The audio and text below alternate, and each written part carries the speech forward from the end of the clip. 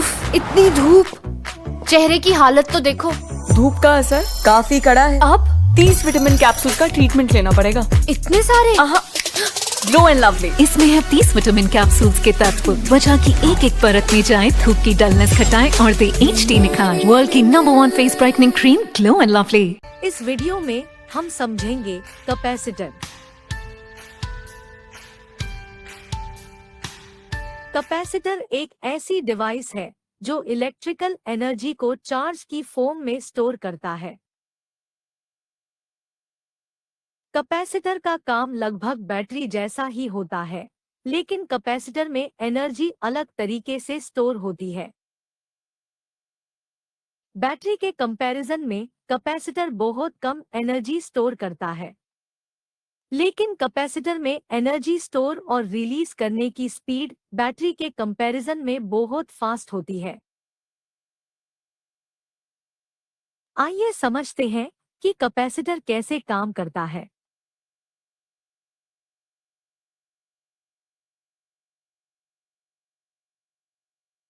Capacitor में दो metallic plate को एक इंसुलेटिंग मीडियम से सेपरेट रखा जाता है।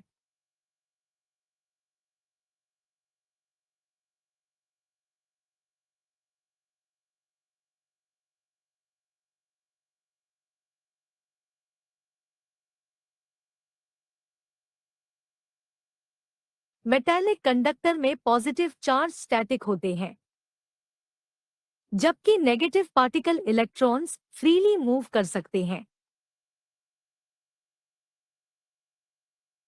साथ ही मेटालिक कंडक्टर में पॉजिटिव चार्ज और इलेक्ट्रॉन्स के नंबर सेम होते हैं, जिसके कारण मेटालिक कंडक्टर इनिशियली न्यूट्रल होते हैं।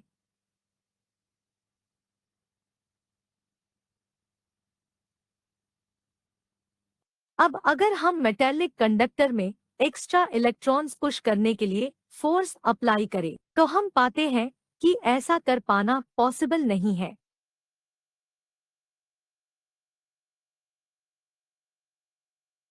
ऐसा इसलिए होता है क्योंकि सेम चार्ज के पार्टिकल एक दूसरे को रिपेल करते हैं।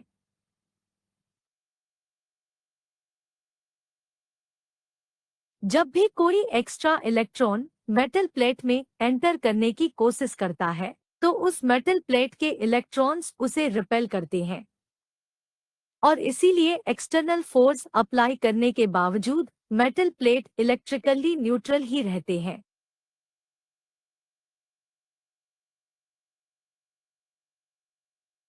मान लेते हैं कि इस मेटल प्लेट के पास एक दूसरे मेटल प्लेट को रखा गया है। जब इलेक्ट्रॉन्स फर्स्ट मेटल प्लेट में एंटर करते हैं, तो दूसरे मेटल प्लेट के इलेक्ट्रॉन्स रिपेल होने लगते हैं और मेटल प्लेट से बाहर आने लगते हैं।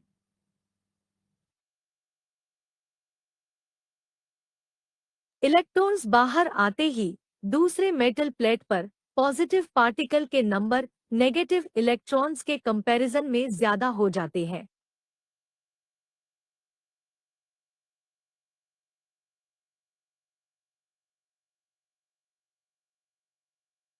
और ये positive particle first metal plate के इलेक्ट्रॉन्स को अट्रैक्ट करने लगते हैं।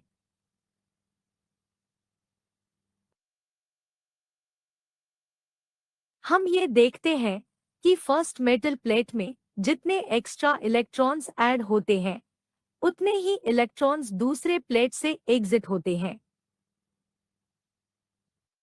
हम देख सकते हैं कि फर्स्ट मेटल प्लेट पे नेट नेगेटिव चार्ज क्रिएट होता है, वहीं दूसरी ओर इक्वल और ऑपोजिट चार्ज क्रिएट होता है। साथ ही हम एक्सटर्नल फोर्स की मदद से दोनों मेटल प्लेट के नेट चार्ज को इंक्रीज और डिक्रीज भी कर सकते हैं।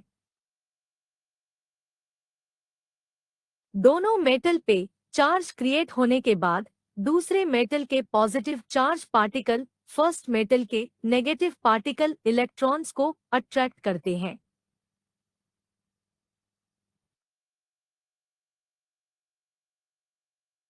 अगर हम एक्सटर्नल फोर्स फर्स्ट मेटल से रिमूव कर दे, तो हम देखते हैं कि मेटल के इलेक्ट्रॉन्स एक दूसरे को रिपेल करने लगते हैं और एक्स्ट्रा इलेक्ट्रॉन्स मेटल से बाहर आ जाते हैं।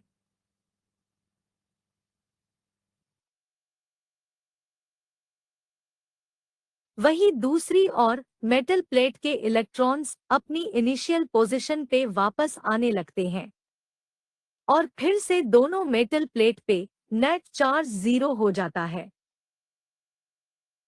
इन मेटल प्लेट का चार्ज और डिस्चार्ज होना ही कैपेसिटर का मेन फंक्शन है जिस पे वो वर्क करता है। कैपेसिटर को चार्ज करने के लिए हमें एक्सटर्नल सोर्स की जरूरत होती है। उसके लिए हम बैटरी का यूज कर सकते हैं। एनिमेशन में हम देखते हैं कि जैसे ही हम कैपेसिटर को बैटरी से कनेक्ट करते हैं, वैसे ही कैपेसिटर के एक मेटल के इलेक्ट्रॉन्स वायर के थ्रू कैपेसिटर के दूसरे मेटल पे ट्रांसफर होने लगते हैं।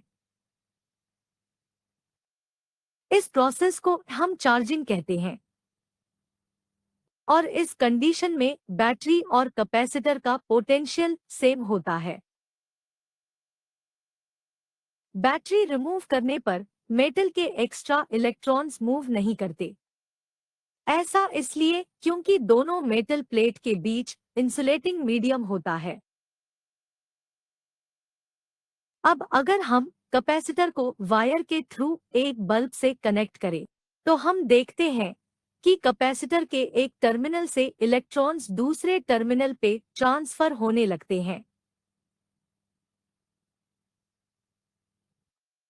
सर्किट में इलेक्ट्रॉन्स फ्लो होने से करंट बनता है और बल्ब से लाइट एमिट होने लगती है।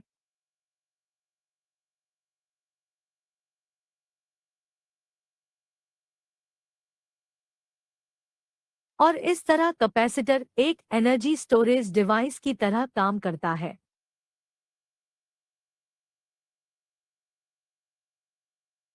Thanks for watching. अगर आपको हमारा यह वीडियो अच्छा लगा तो चैनल को सब्सक्राइब करें और वीडियो को लाइक करें। तो मिलते हैं नेक्स्ट वीडियो में।